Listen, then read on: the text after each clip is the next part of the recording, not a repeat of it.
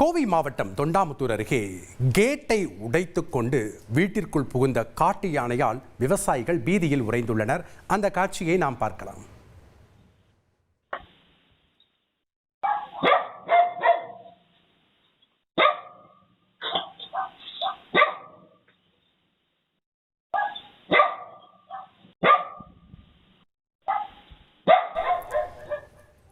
கூடுதல் விவரங்களை செய்தியாளர் கார்த்திக்கிடம் கேட்கலாம். வணக்கம் கார்த்திக், இந்த செய்தி தொடர்பான முழு விவரங்களை பதிவு பண்ணுங்க.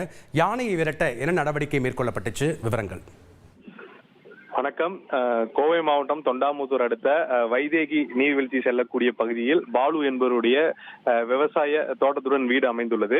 இங்கு நேற்று அதிகாலை ஒற்றை காட்டு யானை உணவு தேடி அவர் வீட்டில் இருக்கக்கூடிய அந்த விவசாய விளைபொருட்களுக்கு தேவையான அந்த நிலக்கடலை மற்றும் மாட்டு தீவனங்களை சாப்பிட்டு விட்டு சுமார் ஒரு 2 மணி நேரம் அந்த பகுதியிலே உலா வந்து கொண்டிருந்தது.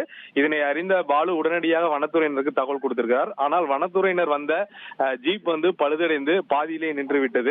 நீண்ட போராட்டத்துக்கு பிறகு பொதுமக்கள் உதவியுடன் வனத்துறையினரை 2 சக்கர வாகனத்தில் அவருடைய வீட்டிற்கு அழைத்து பின்னர் அங்கிருந்து முகாமிட்டிருந்த யானையை அடர் வனப்பகுதிக்கு விரட்டினாங்க.